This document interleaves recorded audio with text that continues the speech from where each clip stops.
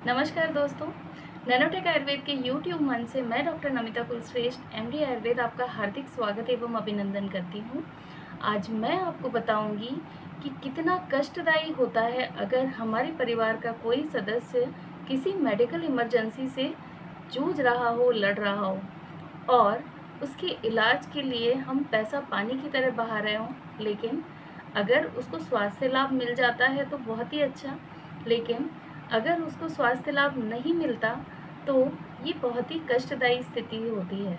तो दोस्तों, आज मैं अपने इस वीडियो में बताऊंगी 13 अधारणीय वेग और 3 धारणीय वेग आचार्य चरक ने जो बताए हैं, जिसको अगर आप फॉलो करते हैं तो आप एक हेल्दी और लॉन्ग लाइफ जी सकते हैं। जी हाँ दोस्तों, आचार्य चरक ने आज से 5000 वर्ष पूर्व अपने चरक संहिता के सूत्र स्थान के नववेगान धारणीय अध्याय, जो कि 7th चैप्टर है, उसमें इतना सुंदर वर्णन किया है कि अगर आप स्वास्थ्य लाभ चाहते हैं और लॉन्ग लाइफ चाहते हैं और तो आप फॉलो करिए ये ट्रिक्स, जिससे कि आप हेल्दी भी रहेंगे और आपकी लाइफ भी लॉन्ग होगी।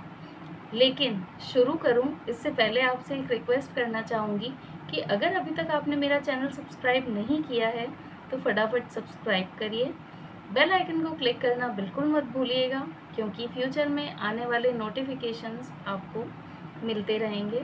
अगर मेरे इस कंटेंट से रिलेटेड आपको कोई क्वेरी है या किसी भी कंटेंट से रिलेटेड कोई क्वेश्चंस हैं आपके दिमाग में, तो आप मेरे से कमेंट बॉक्स में लिख के पूछ भी सकते हैं।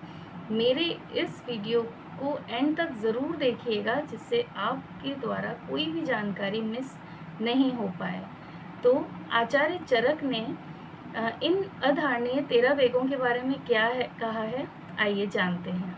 न वेगान धार्ये धीमांजातान मूत्रपुरीशयोः न रेतसो न वातस्य न छर्याः शवथोर्न च नोद्गरस्य न जृम्भाया न वेगान क्षुत पिपासयोः न वाष्पस्य न निद्राया निश्वासस्य श्रमेण च। अर्थात जो 13 वेग हैं जिनको हमें धारण नहीं करना, वो हैं नंबर 1 मूत्र वेग का निग्रह, यानी कि suppress of the urge to urination. दूसरा है पुरीश वेग निग्रह, यानी कि suppression to urge for defecation. तीसरा है शुक्र वेग निग्रह, यानी कि suppression for urge to seminal discharge. चौथा है मल वात वेग निग्रह, यानी कि suppression for urge to flatus. Next है छर्दी निग्रहण, यानी कि suppression of urge for vomiting. Next है शवथो निग्रहण, यानी कि suppression for urge to sneezing. उद्गार वेग निग्रह जो है suppression for urge for eructation और बर्पिंग। अगला है जृम्भा वेग निग्रह, यानी कि suppression for the urge of pandiculation या जम्हाई आने। जब जम्हाई आती है तो उसको रोकना नहीं चाहिए। नेक्स्ट है शुद्धा वेग निग्रह, यानी कि suppression of urge for hunger. Next है पिपासा वेग निग्रह, यानी कि suppression for urge for thirst. Next है बाष्प वेग निग्रह, यानी कि suppression of urge for lacrimation, यानी कि अश्रु आंसू जब आते हैं ना तो उनको भी नहीं रोकना चाहिए। नेक्स्ट है निद्रा वेग निग्रह, यानी कि suppression of urge for sleeping.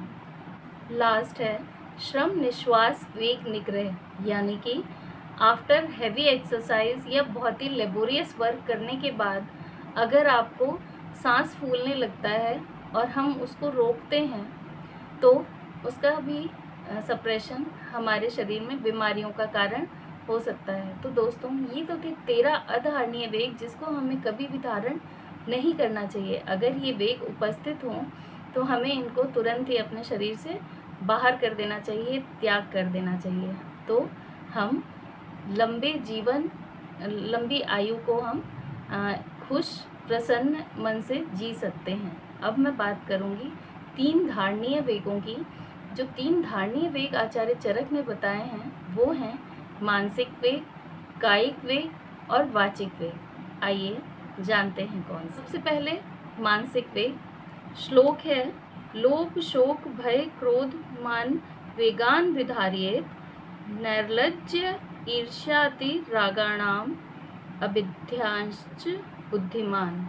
अर्थात हमें लोभ इसको धारण करना चाहिए, यानी कि हमें लालच नहीं करना चाहिए। शोक यानी हम दुखी हैं तो हमें भी उसको धारण करना चाहिए। भय है, किसी चीज़ का डर है तो हमें उसे धारण करना चाहिए।